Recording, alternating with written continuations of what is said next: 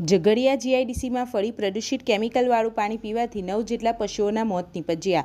અગાઉ પણ પ્રદૂષિત પાણી પીવાથી 20 જેટલી ગાયોના મરણની ઘટના સામે આવી હતી। ઝઘડિયા સ્થિત આવેલ જીઆઈડીસીના દધેડા ગામ નજીક રામજીભાઈ નાગજીભાઈ ભરવાડ તેમના પશુઓ ચરાવી રહ્યા હતા। તે દરમિયાન રામજીભાઈ ભરવાડની 9 ગાયો પ્રદૂષિત કેમિકલવાળું પાણી પી જતા 9 ગાયોનું મૃત્યુ થયું હતું।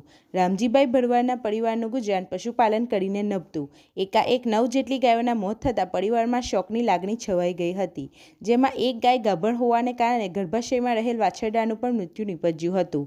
9 જેટલા મૂંગા પશુઓના મૃત્યુ નીપજ્યાના કારણે સ્થાનિક લોકોમાં ભારે રોષ જોવા મળ્યો હતો। શું આ મૂંગા પશુઓની મૃત્યુના જવાબદાર લોકો સામે કોઈ કાર્યવાહી કરવામાં આવશે કે કેમ તેવા પ્રશ્નો ઉપસ્થિત થઈ રહ્યા છે।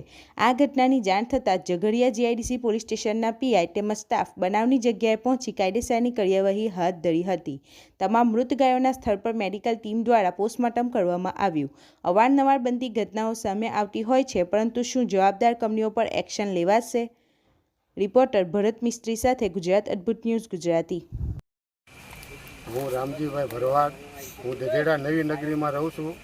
મારે ગાયો આજ રોજ આ બાજુ આ ગાયત્રી કાંટાની પાછળ ચરવા જઈ હતી। ત્યાં કોઈ કંપનીનું ઝેરી કેમિકલ બહાર નીકળી જવાથી, કોઈ ખરાબ પાણી પી જવાથી મારી 9 ગાયો મરી ગયેલી છે ને મેં જીઆઈડીસીની અંદર પોલીસ કેસ નોંધાયેલો છે। તો મને આનું યોગ્ય વળતર મળવું પડે। મારી પાછળ બીજો કોઈ ધંધો છે નહીં, જે છે આ ગાયો છે મારી, અને મારી રોજી રોટી છીનવાઈ ગયેલી છે।